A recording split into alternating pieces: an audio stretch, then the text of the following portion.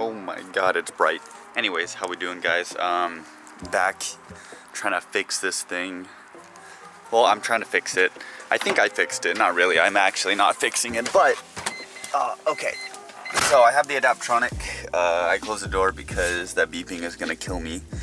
I have the iMap vacuum hose hooked in. All the things are hooked into the back of the harness. Really bad wiring, but whatever. So the ECU is now connected. I found the right USB port. I plugged into the USB 3 port.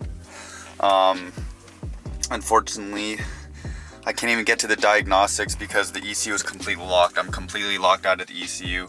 I can't even log. I can't even view like diagnostics. Like, I don't know what's wrong with the ECU. There's something wrong with the ECU, but I can't tell because the thing's completely locked. So now I have to load an old tune onto the thing, and I'm gonna load DK's map because I just know that that's DK just left it open. He trusted me to, you know, not share it with anyone, and you know, he works with Sake Bomb too, so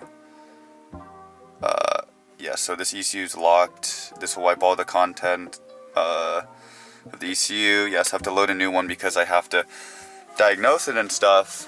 Okay, so now I'm on DK's tune, the first bass tune I bought. I don't know if you guys remember.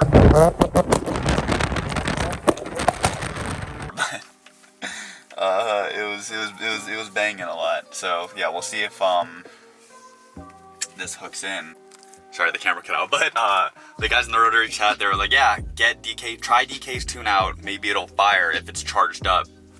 Which, by the way, when I was cranking it before, when you guys saw it was broken down before, it was at full charge. It was cranking very fast. So let's see. I don't know if it'll run.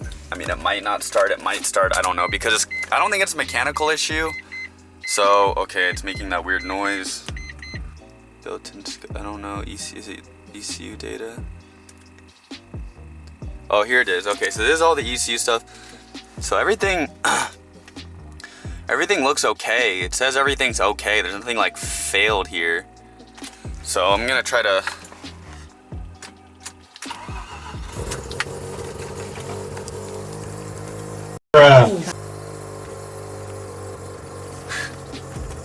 There's no I'm so sad right now. I'm so mad. It's running. The car's running. You guys see that? Hold on. Where's the AFRs? Come on. You see that? 10.5. It's running really rich, because that's what DK set the tune to be. But I mean, it's running. Hey, I mean, you see, everything's armed. It's getting voltage. All right, what is going on, guys? I'm currently walking down my street. I just got off. It's like 10:30 right now. I just got off my shift, and yeah, we're about to go rip the FD. I think it still has some low voltage. I don't know, because like it was a little choppy down low. So let's hope nothing bad happens, and let's hope I don't get stranded again, because that would just be so unfortunate. Very, very sad. So the car's here. It's all good. Yeah, we're gonna go meet up with Cristian. Actually, you guys have seen him before many times. So he invited me out. He's like, come kick it. I was like, all right, you know, I just got my car running, so yeah, I'm gonna go out, do a little test drive. Woo! All right, guys, we are running in the FD officially. We're officially running again. So everything's working like it should. AFR gauges are good, I think. That's a cop in there, so I'm gonna actually slow down. I think he might pull out for me. We are chilling.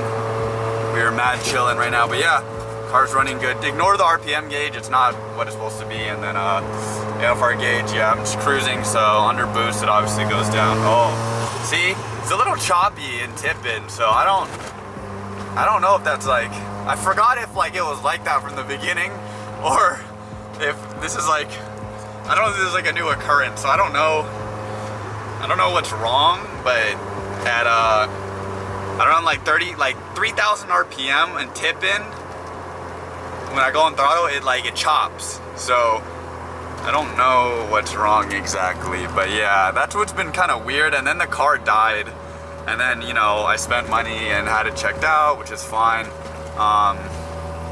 But I definitely think that there's like there's probably an electrical issue, I don't know, or it could just be that the Adaptronic's weird and literally switching the tune fixed the issue. For whatever reason, what's triggering the current tune that was on it before I switched it to wonk out like that and not start. But yeah, I don't know. I mean, it still drives like it did before. If this guy would actually get out of the way, I could show you guys.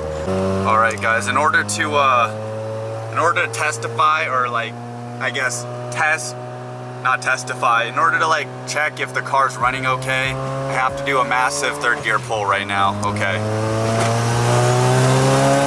Research purposes, you know. Oh yeah. Okay. The car runs. The car runs. Yes, definitely. Yes, the car runs. Maybe a little better than it should be. I forgot how fast the thing was because I've been driving my Prius around everywhere. Jesus Christ. Yeah, so it's in operational condition. We just verified that through the test that we just ran, the poll that I had a permit for to test, verify if my car worked. Okay, we got 2 Supras now. Damn. I don't think it's motion sensor, bro. It's not motion. I think it's timer. Whoa, it's right-hand drive? Yeah. Oh, you imported this? Dang. Oh my God. Dang. Bro, this is literally like... Dude, every time an imported one comes, it's so clean. Like, the body's so clean. Look at that. Oh. So fresh, so Oh, he's got the twin still. Oh. dude, what surprised the heck out of me was to see a USDM TT in a JDM car. Oh. Because I mean, I don't know. I guess I don't really know the specs of like what came from Japan. But this is the exact same engine that I have in mind. Well, doesn't it have to be like completely stock to register it? Because it's kind of yeah, but I'm saying like the Japanese 2Js that I've seen in Supras are always the VVTi 2Js. Oh. This is a non-VVTI. Oh, it's a non. Oh, yeah, so so that better for boost? It's better for higher end. But Okay. VVTi actually gives you more torque. Okay, okay. Per what John said. Yeah. Yeah, Dude. so 95 Supra. Okay. It has 45,000 kilometers on it. I don't know. That's like How many 30,000. miles That's that like is? 20, high 20s Yeah. miles. Yeah, high 20,000, something like that. And for about a year. That's low. Wait, that's really low. Yeah. Wait, that's really low. This thing's like brand new. I forgot basically. people in Japan don't drive, so it's a nice thing. Holy cow! You just imported it? Yeah, I got it from Dunkin' Imports in Tennessee. In damn. I bought it for You shipped 42. it over? You shipped it over? For 42. Okay, you shipped it over. 42. It's not even that bad. Oh, it's a turbo model too. Yeah, that's good. Okay. TT twin turbo. Holy cow. You can get in if you want to. Oh, dude, I'd love to, man. Dude. Dude, this thing is like so much cleaner than mine. Dude, this body is like It makes me jealous. no, like they're so clean when they So come at it. Like, yeah, this is clean. Look at the interior; it's all together too. And Oh, okay. One day, I'm getting a set of SR2 confettis put in, so it's gonna be. Oh yeah, okay. Oh man, so much. Look at all this leg room. It's a guy. His name is. Look at all this leg room, man. What's his name on Instagram? Oh my God, this thing is. Oh my God, look at that. Look at this dash. There's so many controls, man, on here. This is crazy. Yo, holy cow. This thing is nice and. Look at the back seats. They're like mint. Holy cow. Does the AC? AC and everything heat? Oh my God. You'll get your seat, I promise. These SSRs? Yeah. Oh, nice. What are you doing with these seats?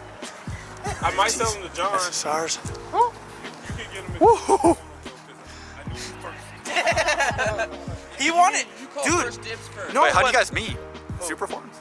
No, a buddy of mine shot his car, so I shot this car. Okay. And then he sent him my way in case Okay. he needed any help or anything. Yeah. Dude, yeah, this thing's clean. Holy cow. John was talking to me because I don't know if you saw he has the brides in his. Yeah, and he was like, Very nice stock twin turbo Supra, imported from Japan. Always gotta respect that. I feel like all the left-hand drive cars are all beat, like, not beat, but you know, exterior-wise, like Christian's car, know, need some TLC. My car obviously needs some TLC. Like, you guys know my car needs TLC. So, I feel like Americans maybe just like don't treat their cars right. I don't know, maybe that's a thing. But every time I've seen a car come from Japan, it's like immaculate. And like the ones in the US are just beat on. It's like weird. Maybe it's, I don't know, maybe it's this American thing where like we don't care about the cars, I guess, as much as maybe it's because Japanese people don't drive a lot. And maybe the weather conditions are a little better.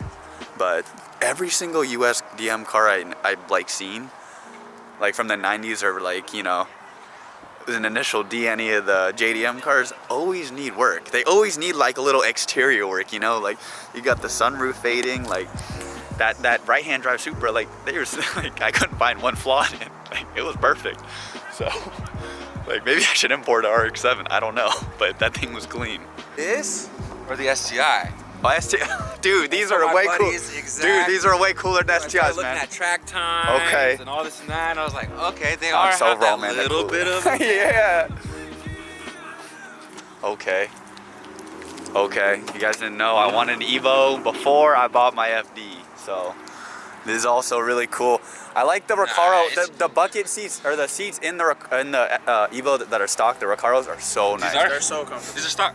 Yeah, no, they're nice. Yeah. They're super nice. The Everything's Recaros, stock. yeah. I mean, as you can tell, this thing's been sitting for like years.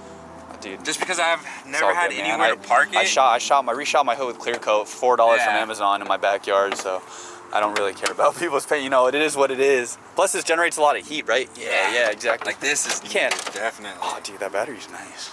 I like the optimal battery. Yeah. It's super small. Okay. New valve cover. Dude, this is nice. Isn't it? I like this stock turbo.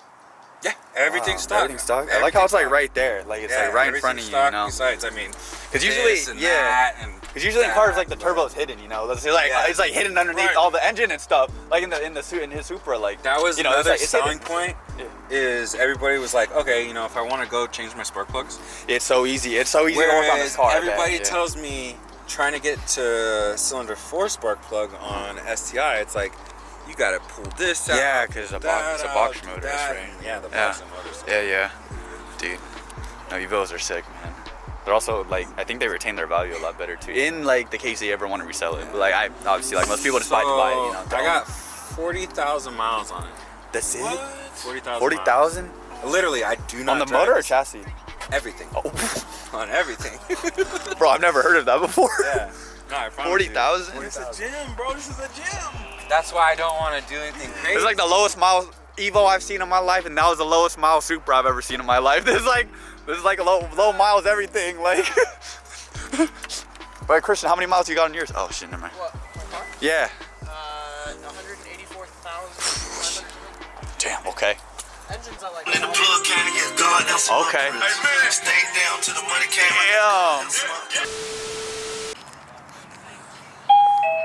Oh. What? No way. バックします。ご注意ください。 This is the most Japanese shit I've ever seen, man. And I live with you know, my family's Japanese. I've never. This is like. What is going on, guys? I'm driving back from the little meet that Christian held. It wasn't really a meet. It was just like a little like get together. Cut just a couple cars, but I really liked that because it was super chill. All the guys were there, were super chill, and girls. But yeah, I'm just super happy right now to get the car running. Like, I don't even care if I burned a quarter tank at 28 miles. Like, you know, I'm really happy to just be back in the car and it running again.